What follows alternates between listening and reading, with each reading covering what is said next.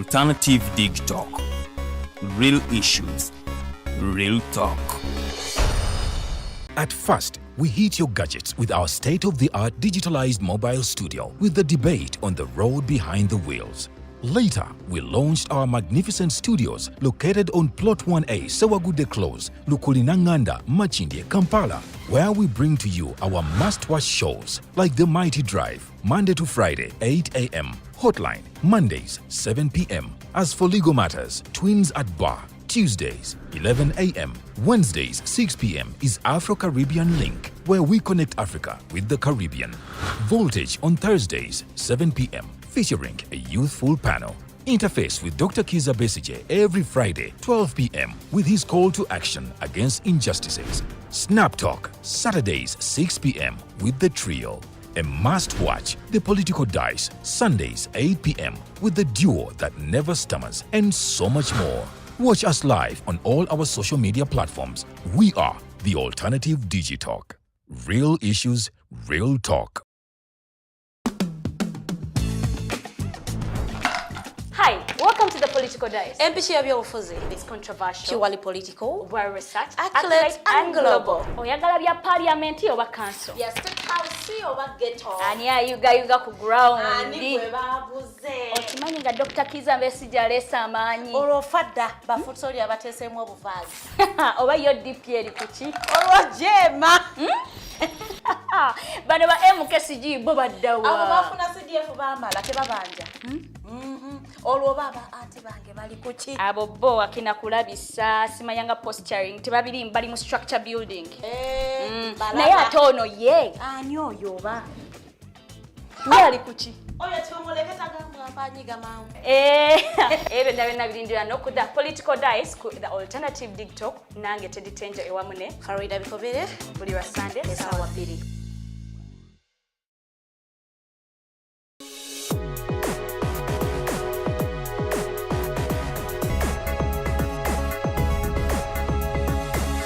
The Alternative Dig Talk.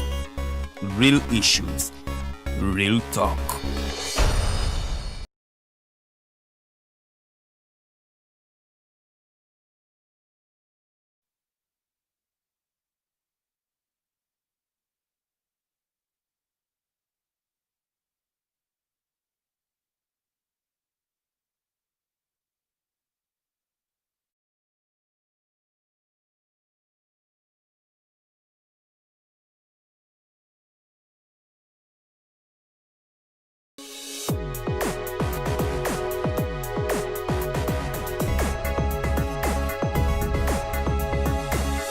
The Alternative Dig Talk.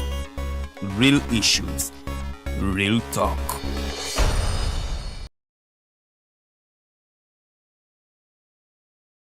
At first, we hit your gadgets with our state-of-the-art digitalized mobile studio with the debate on the road behind the wheels.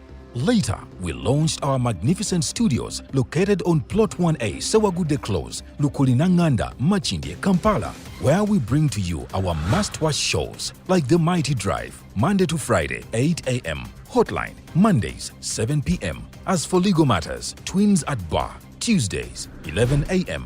Wednesdays, 6 p.m. is Afro-Caribbean Link, where we connect Africa with the Caribbean. Voltage on Thursdays, 7 p.m. featuring a youthful panel. Interface with Dr. Kiza Besije every Friday, 12 p.m. with his call to action against injustices. Snap Talk, Saturdays, 6 p.m. with the trio. A must-watch, The Political Dice, Sundays, 8 p.m. with the duo that never stammers, and so much more. Watch us live on all our social media platforms.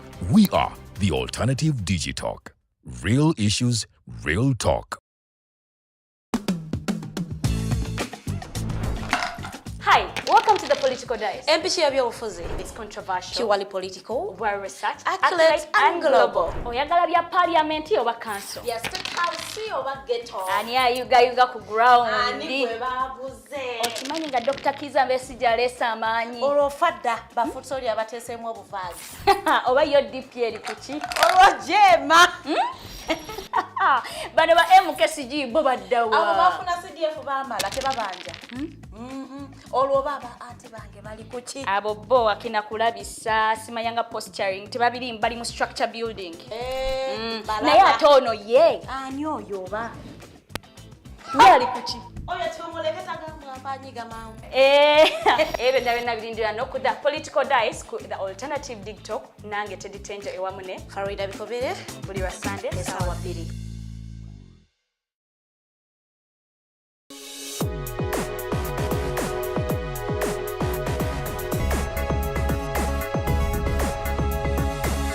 The Alternative Dig Talk. Real issues, real talk.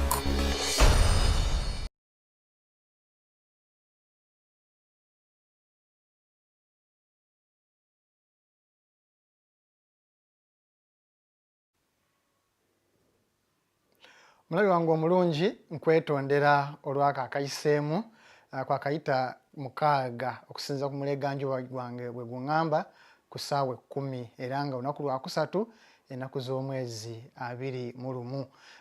Lwakusatu essaawa 10 tuba tugoye male nga tugudde nga twesetinze era nga tuli butoola malusu na ddokooli so okulaba nga twogera ku nsonga z'abyamizannyo naye nga ebyemizannyo twogerako muzannyo gwa kwadibo.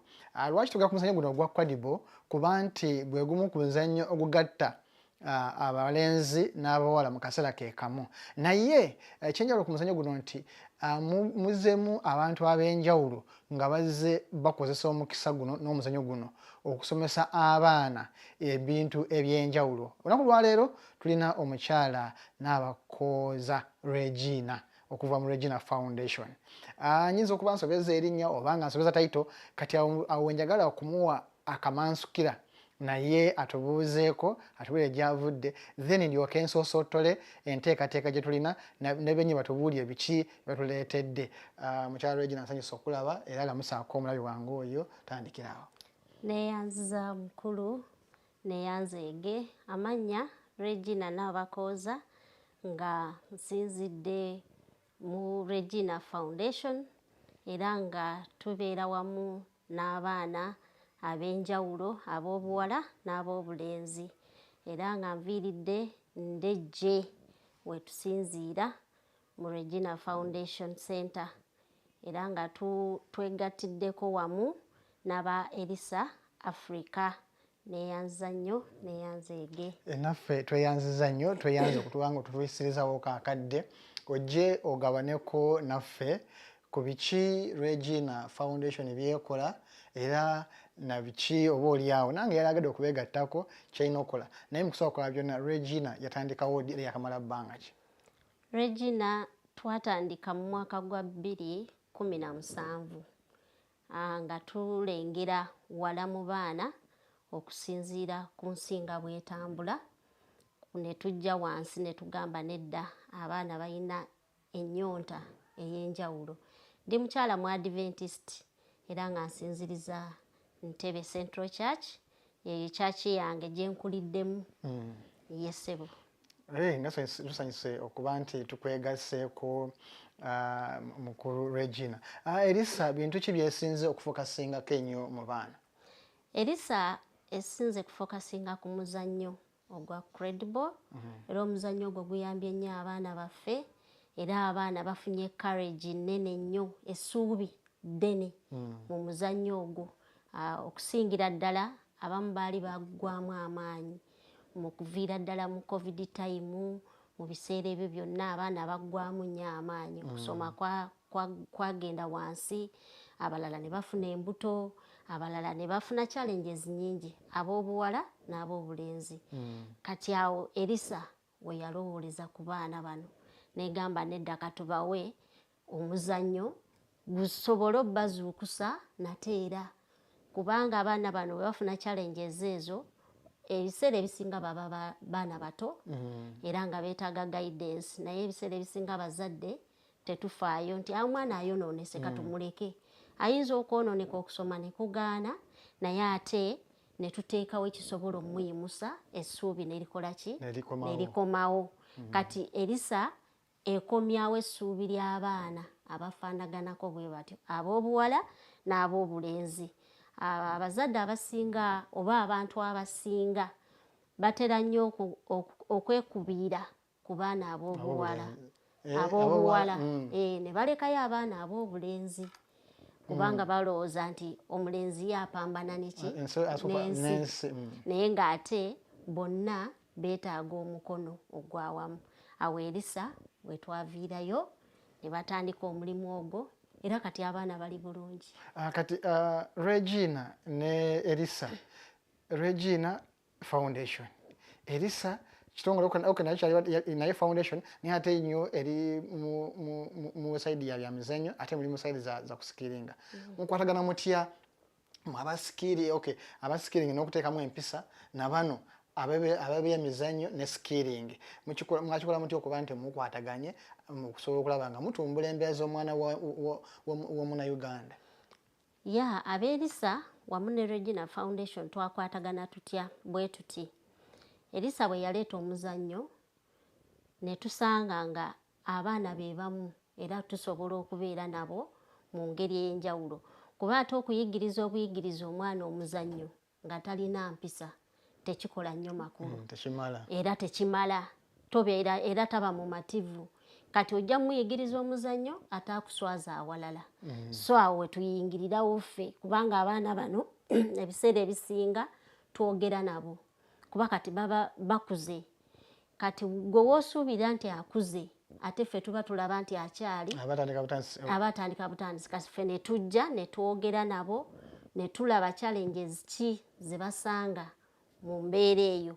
Kati Elisanga eskiringa naffe nga bwe tukuze omwana ono mu mbeera ey'empisa ne tubakwasa empisa tubayigiriza omwana omuwala abeera bw'ati omwana omulenzi abeera bw'ati babeera banjawulo.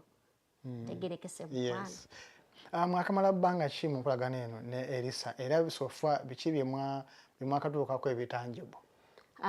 Elisa twakamala ebbanga lya myezi 2 nga tukolagana nabo era tubadde bamativu nnyo nti ekifo kye tulimu n'ab'Elisa tujja kutuuka ku ggoolo gye tukola ki gye twagala kubanga ekisinga obukulu kutwala ggwanga mu maaso.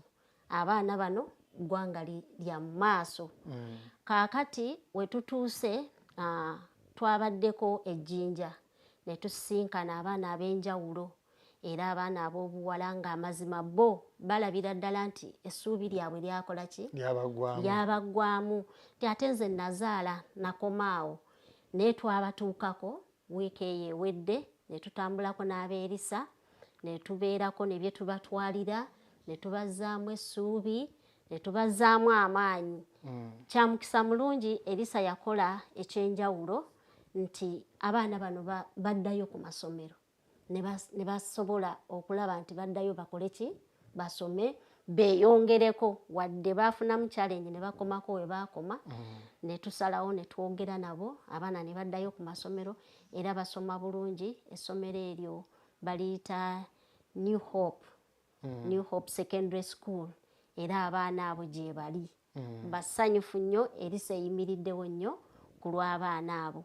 Naffe awo we twayingiriddewo ab'Elisa ne batusanyukira era twebaza nnyo ab'Elisa okukkiriza ffe tubeegatteko era twabeegasseeko ejjinja ne tutuukayo ku ground waliyo ab'obuwala n'ab'obulenzi era wiiki ejja tusuubira nga Mukama ye mubeezi ng'atukwatiddeko era tugenda kuddayo ate ejjinja kuba waliyo ate ekirala ekinene kye tuteeseteese kye tusobola okubatuusaako n'abaana abo naye ng'omuzannyo guno gwe gukoze eki gwe gukulembedde kati naffe we twegattirako. So awo we tutuuse n'ab'Elisa n'ebirala bingi bye tusuubira okufuna mu muzannyo guno wamu n'abaana bano aba Elisa. Ebitongole bingi n'abantu bangi bavuddeyo okuyamba abaana ab'enjawulo. Kyanjawulo ki ekiri mu Elisa ekyabasikiriza ogamba nti eriyo ebibiina ebitraining ebikonde, eriyo ebitraining ogw'ebigere, eriyo ebitraining okubaka, eriyo ebitraining okuyimba. Lwaki mwasalawo ne mugamba nti ku services tuwa abantu bano abaana bano abaala bwe tusobola okutuukirira katunoonye ne Elisa nayo olw'okuba erimu eri eno tugikwasizeeko okusobola okulaba nga tutumbula embeera z'abaana kyanjawulo ki kye balina ekyabasikiriza mugamba nti nabano katubegatteko. Ekyanjawulo ekiri mu Elisa nti omuzannyo guno mupya era abasinga tebagutegeera era ne bwogezaako okubalaga tebagutegeera mupya. Elisa yokka mu Africa yegulina kati naffe tugamba bwegubanga guno omuzannyo guno mupya tuyingirewo. Kale ekyanjawulo nnyo erife abaasooka okugulaba wano kubanga teriyo kitongole kirala kigulina ate nga kitendesa abaana mu ngeri ey'enjawulo. Balaga nti n'amaanyi bagalina kati tebagwamu ssubi ate tubatambuza babatambuza ne babatwalako eno ne babatwalako eri. Ekyo kiwa omwana ono amaanyi n'okwagala obwagazi ya Elisa bwetyo bwekola. Mwenga mmwe bintu ki bye musinza okusimbako essira mwenga aba Regina Foundation packages zemulina zemugamba nti bwe tugenda ejjinja oba bwe tugenda endejje oba bwe tugenda ebunamwaya oba bwe tugenda empigi bano abaana bayo bino byebimu bye tubasomesa oba bye tubawa? Ffe nga Regina Foundation tulina packages nnyingi. Ekisooka tukulembeza nnyo Katonda, tuleeta Katonda ku ground. Abaana abasinga tubabuulira ku mbeera omuntu gy'alina okukulamu era oba tokulembeza Katonda mu buli kimu tekikola ensi ekulema weewaawo ekulema. Kati tukulembeza Katonda mu maaso ne tusooka ne tubalaga nti obulungi bwonna bw'oyagala okutuukako kulembeza ani? Katonda. Then ne tubeera nga tunava ku nsonga ya Katonda. Abantu abamu balowooza nti bw'ogamba omuntu nti kulembeza Katonda either bw'aba nga akimugambye musiraamu abalowooza nti bamugambye nti siramuka, bw'aba mu Seventh-day anti abamugamba nti fuuka mu Seventh-day, bw'aba mu Pentecost oba mu Katoliki oba mu Protestant.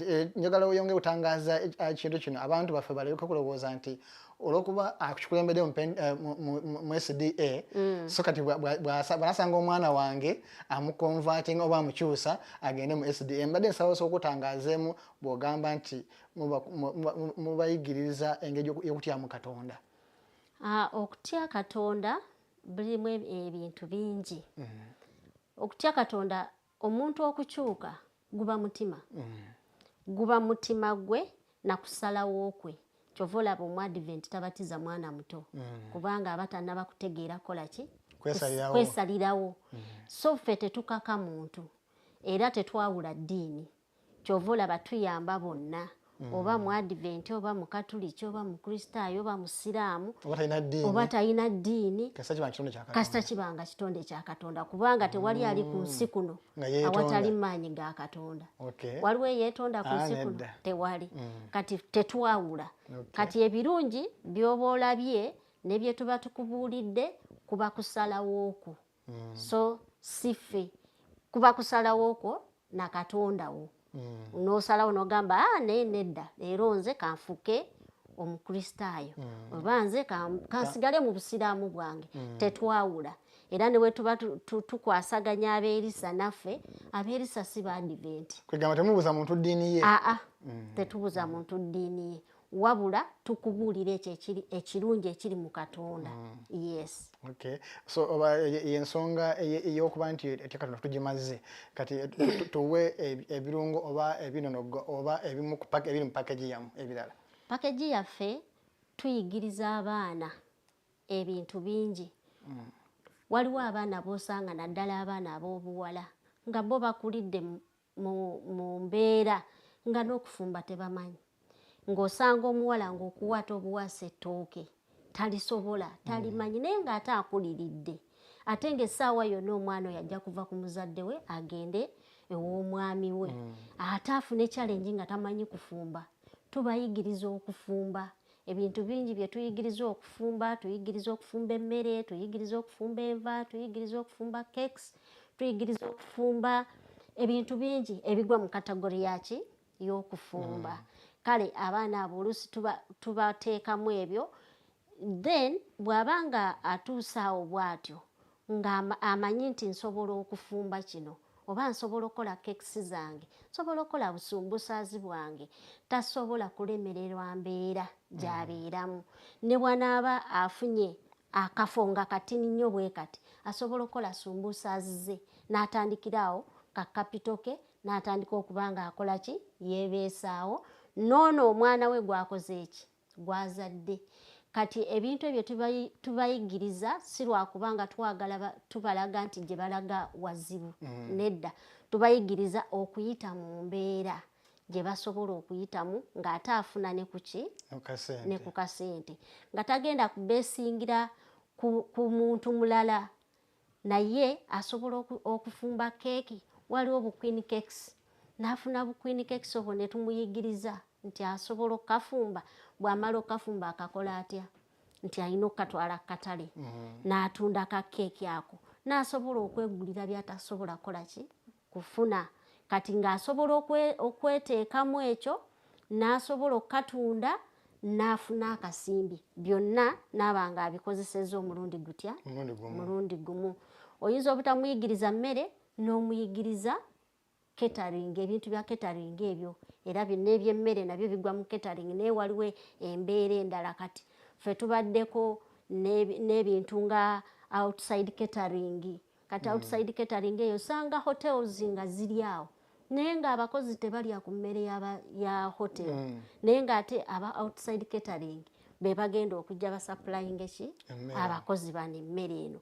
Kati abaana bano tubatendeka n'amanya nti nze bwe nfuna, bwe mba nga mmaze nsobola okufumba emmere yange bulungi, nsobola okugenda wali n'ensabawa ekifo ne bampa n'endiisa hoteeri eyo, naye ng'ate aliisa local food, okitegeera. Kati abaana abo tubatendeka mu mbeera eyo. Ng'oggyeko okuba nti mu mbeera eyo eriyo abaana abamu abakula nga baagala bayige okutunga ebyalaani, bayige okutunga ebitambaala. Skills muzirina oba mukoma ku catering yokka? Skills ezo tuzirina, kubanga waliwo atajja kwagala catering ate ng'asobola okutunga ekyalaani. Ebyalaani era tubirina, tubayigiriza, era weebiri. Ebimu tubirina, abafandazi baffe batuyambako ne tusobola obbafunira, bayiga okutunga ebyalaani ng'ebyo ne skills endala zonna. So waliwo omulala nga ye tasobola, ng'agamba nti nze ekyalaani sikikola ki, sikisobola. Tumutegeera ne tutegeera nti ono asobola kino oba asobola kiri. Wabeerawo ebintu bingi eby'enjawulo, so si kufumba kwokka, nedda, bingi. Era tubayigiriza okusinziira ku mbeera ya mwana, okutunga ebitambaala, kati obasobola okutunga obuntu like ng'owandikuta akadeeya, nti tubayigiriza nti akadeeya kavaamu table mat oba domat, n'akola akadeeya ako ng'akozesezza wuzi zino ezaffe eza bulijjo, kati ng'asobola okutunga domats. Kati domats ezo neera still asobola okufunamu ki, akasente.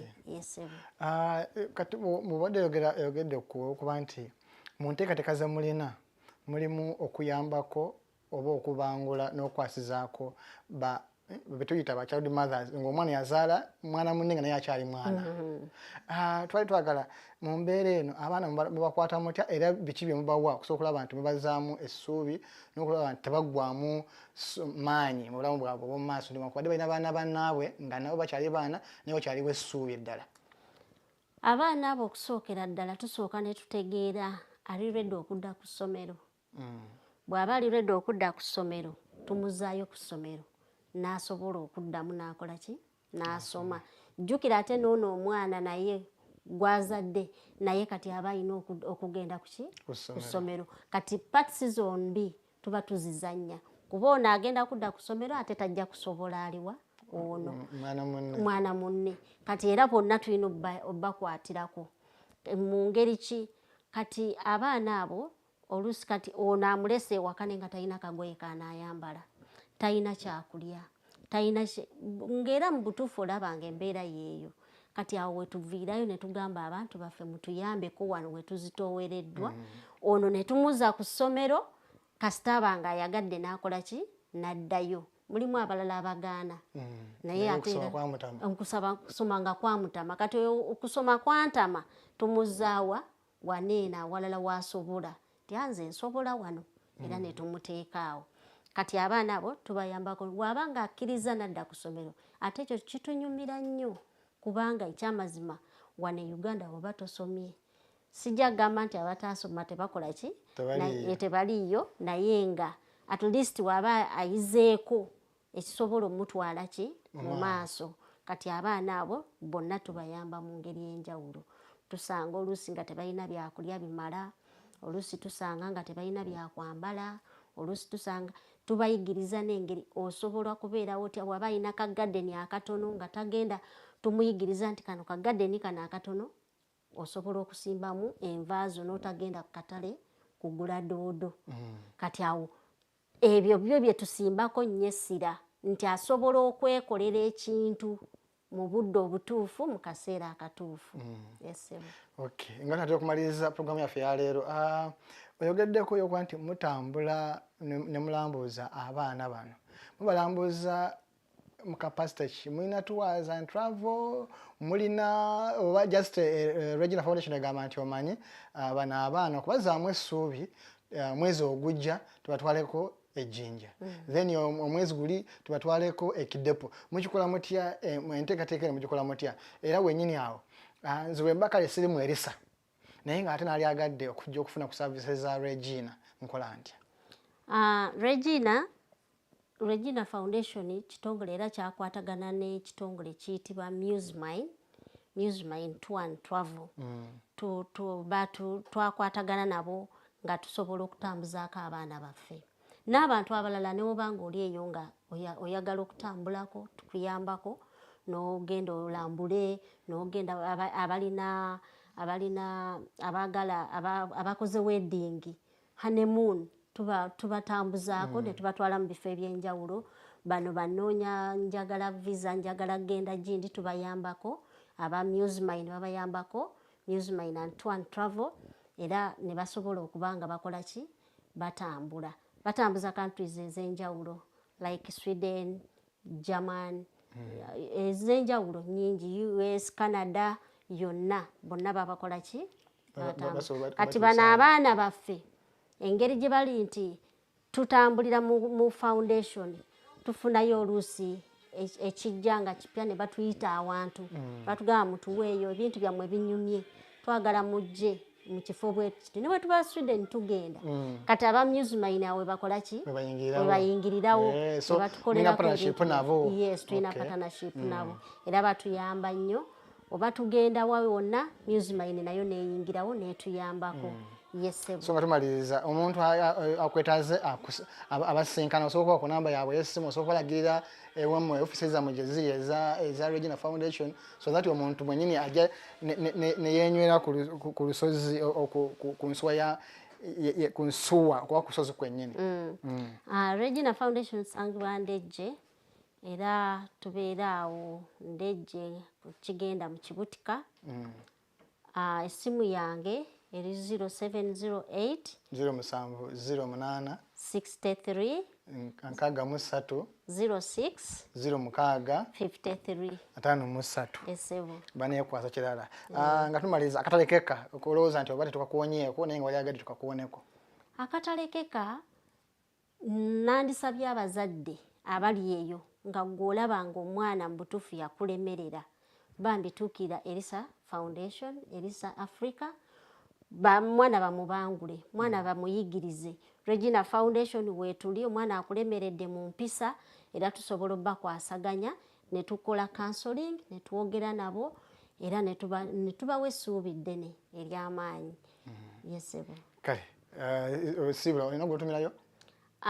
Sijja kutumira wabula kankozesa omukisa guno nga nyongereza okukkaatiriza ku Muzannyo. Muzannyo eno tusangibwa Mutundwe Kirinnya Bigo awo waliwo ofiisi zaabwe ku boda stage. Muzannyo eno eyambako abantu bonna abaagala okutambula mu nsi yonna gy'owulira nti okola ki oyagala bakutambuza bulungi balina emmotoka ez'okupangisibwa balina hotels ng'olemereddwa nti wano sobola kwefunira wakusula byonna babikolako mu bulungi bwabyo emutundwe awo wali woofiisi zaabwe mutundwe kirinnya bigo yesebo kale tweyanziza nnyo tweyanzeege oyo ye mukyala Regina Nabakooza olunaku lwaleero tubadde naye era tubeebaza mubadde balabi balungi okuva gitandikidde okutuuka wano tuwunzikira puroguramu yaffe ey'olwaleero nze mukose Anode Anthony paka ku lunaku olwokusatu olujja Mukama Katonda batukuumire mweraba.